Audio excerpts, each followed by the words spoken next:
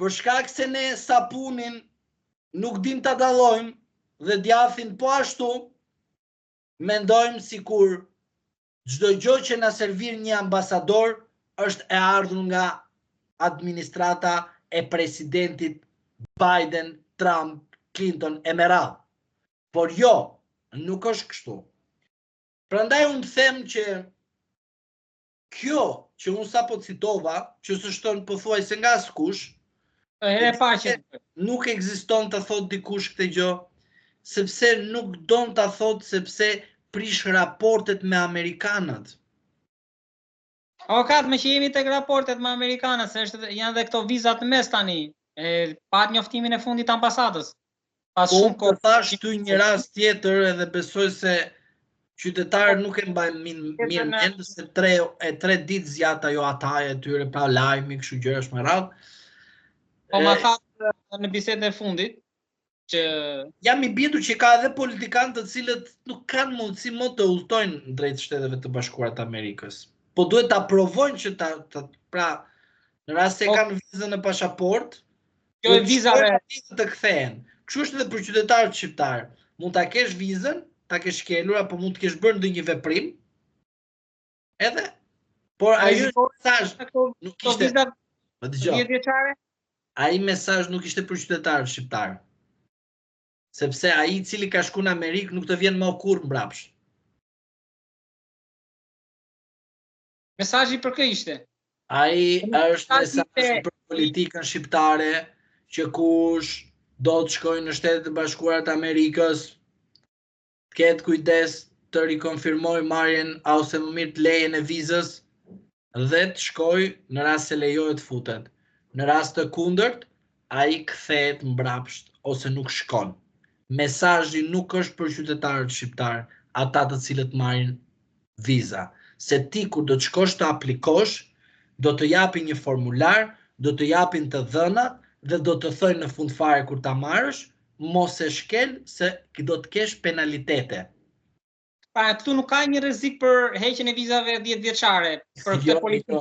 Qytetarët shqiptar që e duan Amerikën janë të lirshëm, për ambasada amerikane jep mesazh politikanëve shqiptar, jo qytetarëve shqiptar. Edhe një herë kuptojeni. Sepse edhe ata që aplikojnë e dinë që viza në rast se shkelet ka penalitet. Më thuaj ti mua që kur ke vizë nuk ke penalitet kur te kalojnë afatin. Pra, është diçka e qartë kjo gjë. Pse duhet të thotë ambasada amerikane? Po jo, ambasada amerikane punon diçka tjetër. Atë që të thash unë para disa kohësh. Politikanët shqiptar, kujdes valiçen dhe vizën kur shkonin. Para 3 ditësh, jo disa kohësh, para 3 ditësh. Po mirë, tani s'do më mend të gjitha datat. Tani puna është kjo. Doli ambasada dhe tha, kujdesni vizat, po nuk e ka për popullin shqiptar. E ka pikërisht për ata që janë në parlament dhe për ata të cilët kanë dhënë fjalët tek amerikanët dhe nuk përmbajnë fjalët tek amerikanët. Është shumë e thjeshtë kjo gjë. Nuk ka pse, edhe një herë duhet kuptojmë diçka. E keni parë ju shohun tjetër radhës krimet zgjedhore, Altin Dumani shkon takon komisionerin e KQZ-s. Më fal. Po lidhet me marrëveshje trepaqe me KQZ-n dhe prokurorinë e përgjithshme. Po, më fal tani se nuk e të dëgjova mirë. Më fal se po e them nga e para unë. Ça marrëveshje me KQZ-n, Altin Dumani, pas pak dhe kryeprokurori i Tiranës. Një sekond, i Shqipërisë. I madhi fare. Më fal, Lersa ai është bërë si kancelari, e diti këtë, prokurori i Shqipërisë, ai është kancelar fare, nuk ka lidhje fare me asgjë. Disa udhëzime janë, po i zbatojnë mirë, po si zbatojnë shtetet mira. Dhe ti tani më thua mua që ata bëjnë marrëveshje për të zbatuar ligjin. Më fal, ata janë pikërisht për të zbatuar ligjin dhe s'ka pse të bëjnë marrëveshje me njëri tjetrin. Se s'ka sens, nuk ka sens të bëj marrëveshje polici me mjekun kur aty ka të bëj vepër penale. Ishte për një ligj përbashkët, më duket të denoncime. Ligji e ka linjën. Ligji e ka PR-in. Ligji i ka të qarta detyrat e çdo subjekti. Kjo është gjë tjetër. Ne dërgojmë mesazhin ton tek ata që duhet të bëjnë detyrën për ne. Çfarë detyre? Pas non grata të tjera, për të mos thënë me pak ta heqje vizash.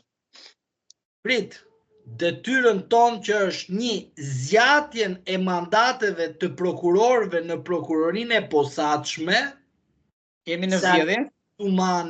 Altin Dumani, për shkak se do t'i dali pas shumë kohësh, kjo që po të them unë me Yuri Kim, që duket sikur ky është amerikan dhe të na dalë një socialist dhe deputet i Partisë Socialiste pas disa vitesh, ky si Altin Dumani do t'i tregoj prokurorëve rreth vetes që shikoni, luftoj unë për ju. E them unë ati ta bëj dhe ai do të tronditë dhe do ta bëj, se s'ka nga ta luaj. Por derisa mua marrë mandatin 2025 dhjetor, unë do të bëj presion që ai të na zgjasë mandatet. Dhe gjithë prokurorët do të hajnë sapunin për djath, a kupton se tani kolegu e bëri punën për ne. E kupton çfarë do të bëj? Sepse ai e di shumë mirë.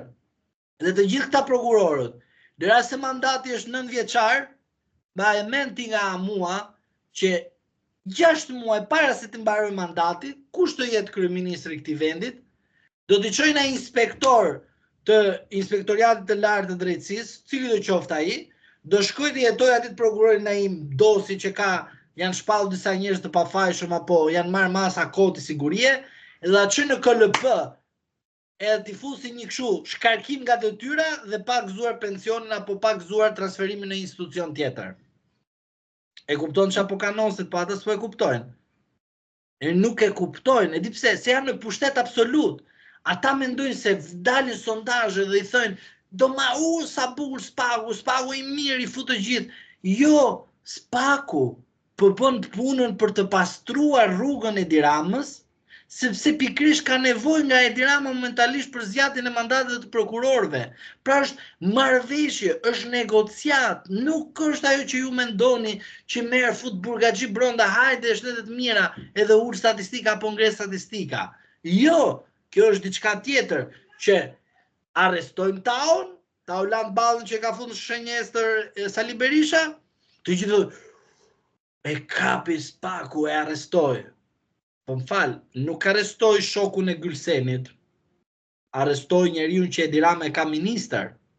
Më kupton?